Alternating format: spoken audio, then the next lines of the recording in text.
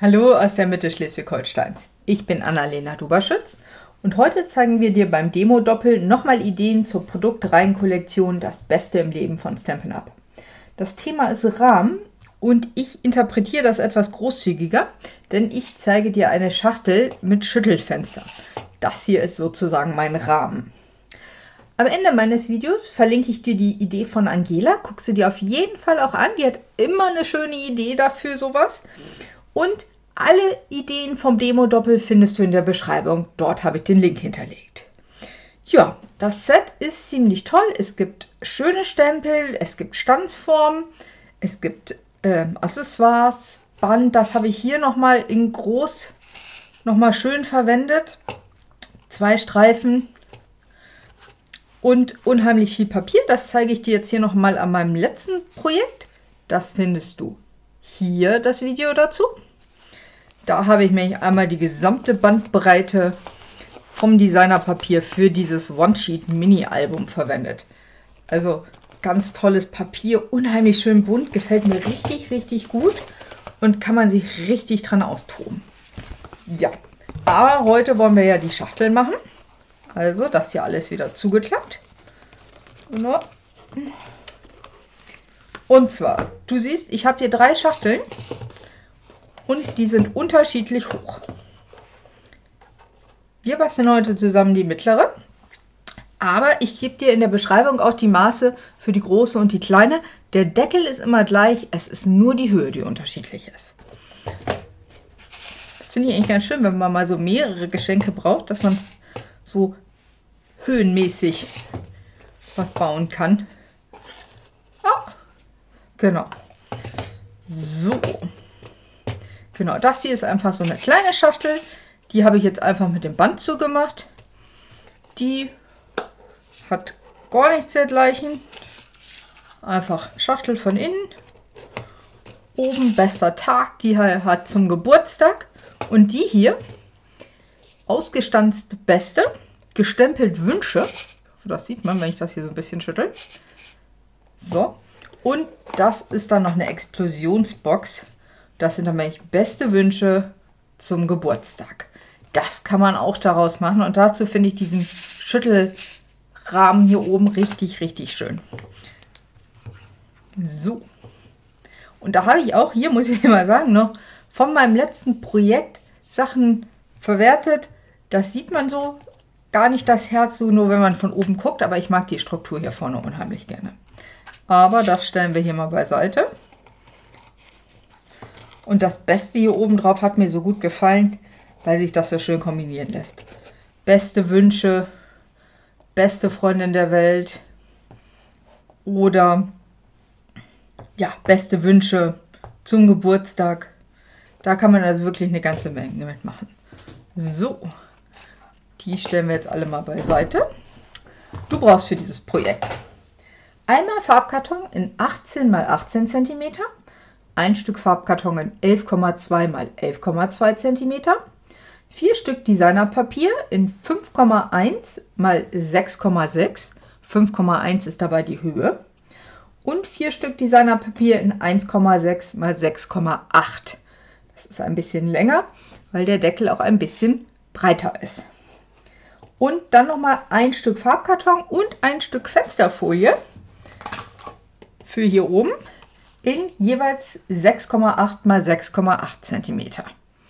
Und wenn wir schon dabei sind, die Maße für die kleine Schachtel sind 15 x 15, rundrum gefalzt bei 4 cm.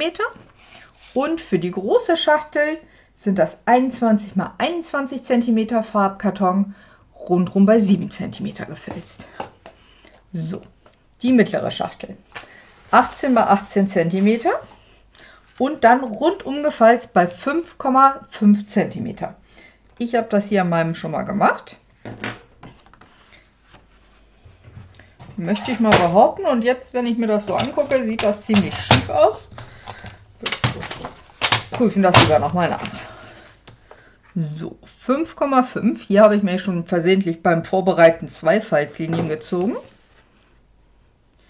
Hier habe ich sie richtig gezogen, 5,5. Jo, hier habe ich sie auch richtig gezogen, 5,5. Und hier auch. Jetzt gucke ich, wie das ist auch wirklich 18 mal 18. Das passt. So. Falzen gleich mache ich gleich nach. Ich lege es jetzt nochmal bei 5,5 an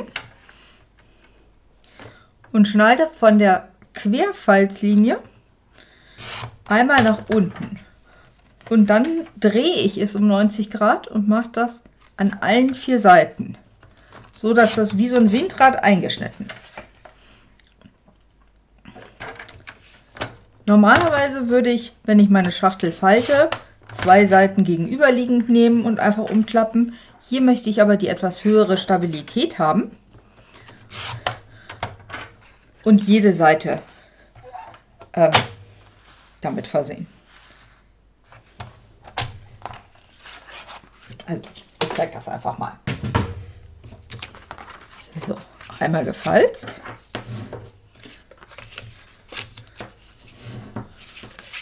Rundum.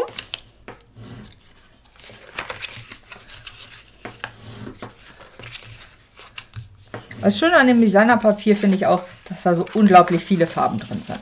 Also man kann mit ganz viel verschiedenen Farbkarton arbeiten und eigentlich ist immer eine Farbe, die man hat dabei, die man als Grundlage nutzen kann. So, wenn ich das jetzt mache, bekommen dadurch meine Seitenelemente nochmal alle 4 nochmal ein bisschen mehr Stabilität, dadurch, dass es dann 2 Lagen Farbkarton sind. So, ich klappe es erst einmal wieder auf, drehe mir die Außenseite zu mir nach vorne oder nach oben und beklebe das mit meinem Designerpapier, wie gesagt, 4 Stück in 5,1 mal 6,6 cm. So, das sind ungefähr 2 mm Rand rundherum. Und dadurch, dass ich das jetzt auch mache, kann ich das schön glatt gerade vor mir hinlegen und muss nicht irgendwie hier versuchen, an der Kiste was festzukleben. Deshalb zuerst Designerpapier aufkleben, dann Schachtel zusammenkleben.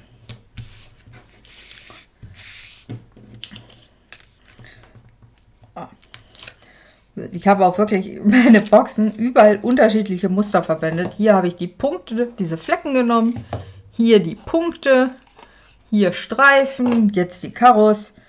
Also das ist wirklich, wirklich richtig schön viel dabei. So, gut, hier habe ich jetzt eine doppelte Falzlinie, aber da das mein Projekt im Video ist, ist das nicht ganz so schlimm. Und ganz ehrlich, die sieht man auch gleich nicht mehr wirklich. Weil die beiden Linien werden ja nach innen geklebt und da die 2 mm sieht man nicht mehr wirklich. So, dann klebe ich das einmal fix fest. Ja, ich klebe das noch nicht fest. Ja, habe es zwar schön geschnitten, aber wenn ich das jetzt hier aufeinander setze, dann passt das so gerade. Hier oben steht es so ein bisschen über, das gefällt mir nicht. Unten möchte ich auch ein bisschen Abstand haben, also schneide ich an allen 4 Seiten einmal so ein bisschen schräg, unten 2 mm, oben 0, nochmal ab.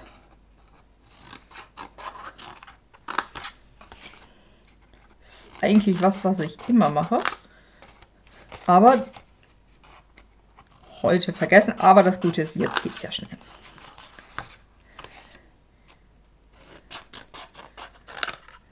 So. Dadurch stoßen die Kanten nicht aufeinander.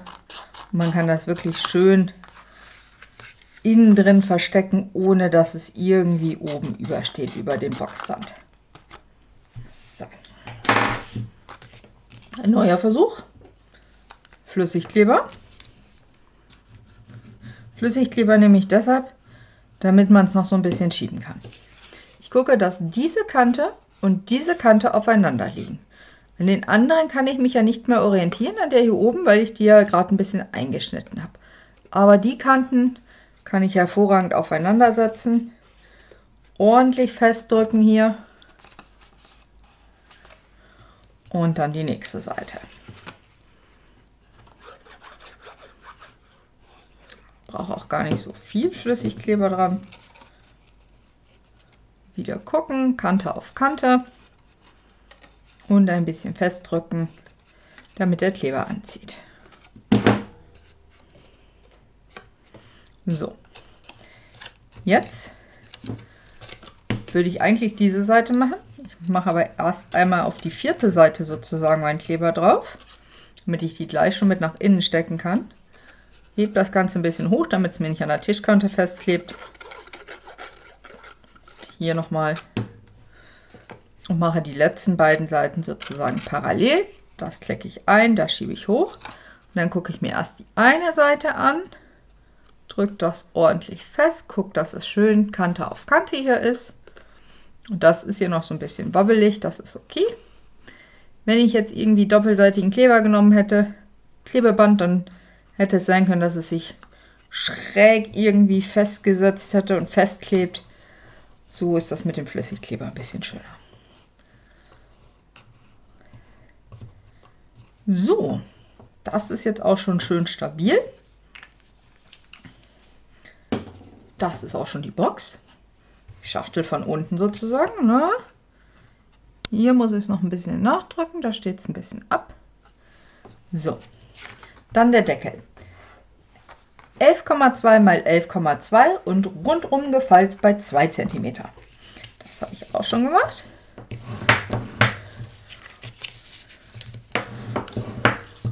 Das falze ich mir jetzt hier einmal vor, damit ich die Linien gleich besser sehe. So, jetzt möchte ich hier noch dieses Fenster drin haben. Dafür habe ich von den Briefmarkenstanzen eine genommen und stanze damit hier oben schön mittig das einmal aus. Das mache ich jetzt einmal außerhalb des Bildes. Gucken, dass es wirklich schön mittig liegt. Notfalls noch mal ein bisschen nachrichten.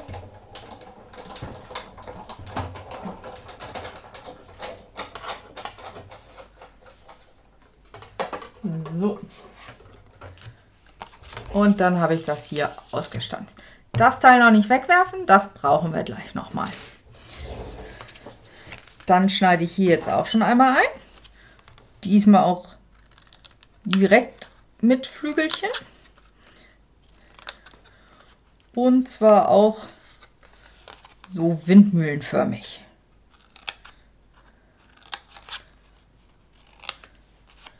Einmal rundherum. Das ist hier wirklich nur so ein Hauch, aber das reicht schon, damit die Kanten nicht so doof aufeinander stoßen.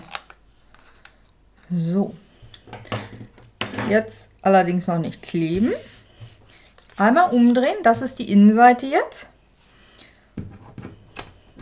Jetzt kommt die Fensterfolie. Die Fensterfolie ist etwas kleiner als dieser Ausschnitt, aber füllt es fast komplett aus. Ob man jetzt 6,8 mal 6,8 oder 6,9 mal 6,9 nimmt, das ist egal. Es sollte nur nicht zu groß und nicht zu klein sein. Dann nehme ich jetzt doppelseitiges Klebeband und mache hier nahe meines ausgestanzten Feldes einmal rundherum doppelseitiges Klebeband drauf.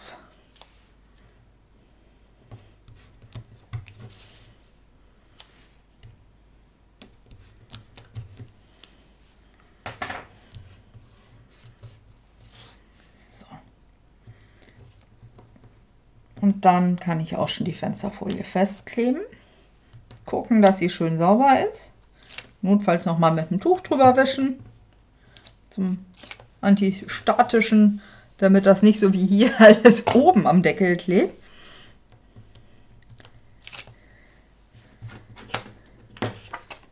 So. Und jetzt gucken, dass man das hier schön auf die Klebelinien drauf kriegt.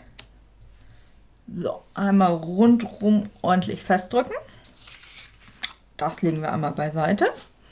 Das ist unser gleich großes Stück Farbkarton, wo wir jetzt noch was draufstellen. Dafür nutzen wir hier dieses ausgestanzte Element, setzen das einmal mittig drauf und markieren uns hier ganz leicht mit dem Bleistift die Ecken. Gucken, ob die Kamera das mitmacht. Ja. So, ich will nämlich nicht, dass es zu groß ist hinterher. Und mein Spruch vielleicht irgendwo außerhalb des Rahmens ist. Je nachdem, was man da als Rahmen nimmt, größer oder kleiner. Ich möchte ja, dass der Spruch zu lesen ist. Deshalb habe ich mir das einmal markiert, was hinterher zu sehen ist. Ich nehme dann jetzt mal Blaubeere und nochmal den Spruch zum Geburtstag. Das finde ich ganz schön. Und ich weiß, der passt nicht so richtig gerade rein, deshalb setze ich den so ein bisschen schräg, aber er ist innerhalb meiner Markierung. So, jetzt kann ich auch die Markierung dazu wegnehmen direkt wieder. Deshalb nicht zu fest aufdrücken und nicht mit Kugelschreiber arbeiten, sondern wirklich nur einfach ganz leicht mit dem Bleistift, damit das hinterher auch gut wieder weggeht. So, jetzt nehme ich mir meinen Rahmen wieder und die Schaumstoffklebestreifen. Wir möchten ja, dass das so ein bisschen absteht, deshalb diese, die sind wie die kleinen Dimensionals, nur als Streifen. Und die setze ich jetzt hier Außenkante von der Fensterfolie einmal drumrum. Und man sieht, das füllt dann hinterher auch wirklich fast den kompletten Deckel. Das finde ich ganz praktisch. So. Und die kleben auch wirklich nur oben und unten und nicht irgendwie seitlich. Das heißt, unsere Pailletten sind dann nachher auch nicht, dass die irgendwie alle am Rand festbatschen, sondern sind wirklich schüttelfähig. So, ein neuer Streifen. Ich nehme also einfach mal den ganzen Streifen, klebe den da ein, wo ich ihn haben möchte und schneide von oben einfach einmal mit der Schere das ab und setze jetzt hier noch das letzte Element. Wichtig, dass keine Lücken sind, dass die Pailletten nicht abhauen kann.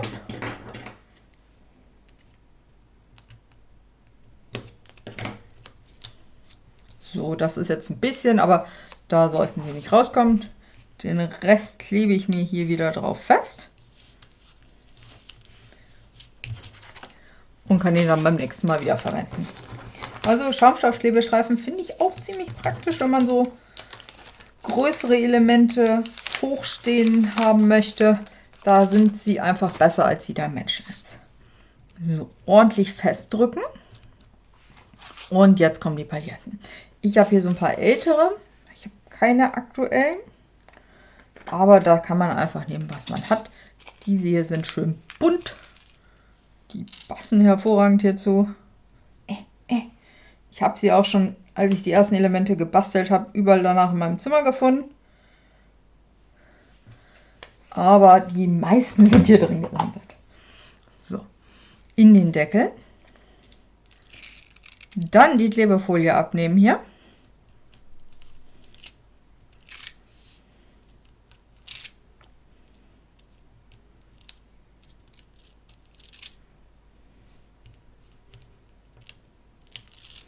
Letzte Ausreißer.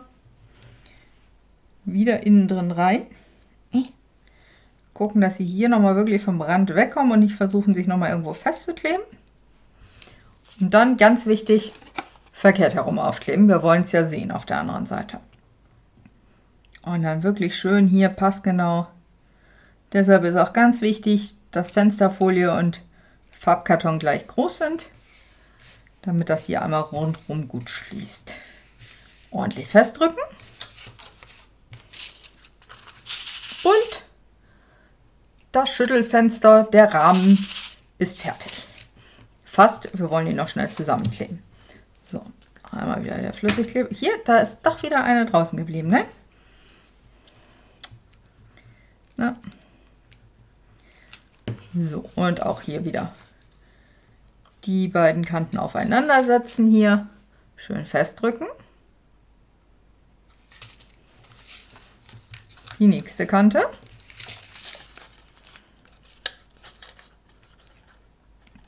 meinen Flüssigkleber dann wollen würde. So. Die Falzlinie und die Kante aufeinander. Man kann hier immer noch, sieht man, so schieben. Sollte es nicht zu lange machen. Irgendwann zieht der Kleber fest. Aber durch den Flüssigkleber kann man es nochmal ordentlich rücken. Und korrigieren. Falls innen welcher rauskommt, einmal wegwischen, so wie ich jetzt. So, die vierte Ecke wieder nach innen klappen. Kleber drauf. Auf die dritte Ecke Kleber. Hochklappen. Erst die dritte Ecke fest drücken. Kräftig. Und dann jetzt hier die vierte Ecke.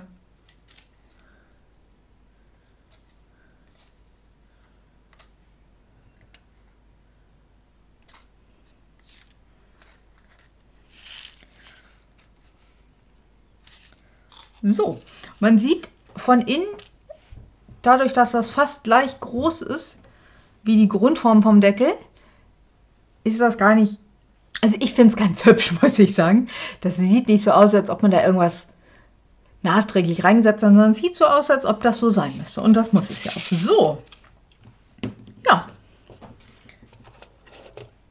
Das ist meine Schachtel mit Schüttelfenster. Ich zeige hier nochmal alle Exemplare. Also da kann man wirklich sich austoben. Wie gesagt, auch hier mit der Explosionsbox. Da kann man echt viel mitmachen. Und da sieht so ein Rahmen hier oben doch richtig schick aus. Ja, ich hoffe, dir hat das gefallen. Dann lass mir gerne einen Daumen hoch da. Wenn du noch nicht hast, abonniere meinen Kanal. Und schau dir auf alle Fälle auch Angelas Video an. Wie gesagt, verlinke ich jetzt im Anschluss. Und dann sehen wir uns beim nächsten Mal. Deine Annalena. Tschüss. Ja, und dann dachte ich mir gerade so beim Aufräumen, was machen denn diese 4 Streifen hier? Ja, die habe ich doch mal glatt vergessen hier aufzukleben. Nicht, dass ich sie bei allen anderen auch habe, das wollte ich auch noch mal zeigen. Ton in Ton, hier dasselbe Muster, aber mit unterschiedlichen Farben. Hier 2 unterschiedliche und hier habe ich auch noch mal unterschiedliche. Die müssen da jetzt drauf. Eigentlich sollen die drauf, bevor man den Deckel zusammenklebt. Aber es geht auch hinterher. Vorher ist aber schon da ganz ehrlich. Also, die gehören da auf jeden Fall noch drauf. Und deshalb klebe ich die jetzt noch einmal schnell nach. So, soll ja keiner sagen, ich hätte die Box nicht vollständig gezeigt. Ja, erzähl mir doch mal, was du von der Idee so hältst. Schreib mir gerne in den Kommentaren. Oder wenn du sie nachbastelst, schick mir gerne ein Bild davon, entweder meine E-Mail-Adresse, die findest du in der Beschreibung, oder verlink mich bei Instagram. Da findest du mich unter anna.doberschütz. Auch das steht in der Beschreibung. Würde ich gerne sehen, was du so aus der Idee machst. Ja, und jetzt ist sie vollständig. Und dann nochmal bis zum nächsten Mal, deine Annalena. Tschüss.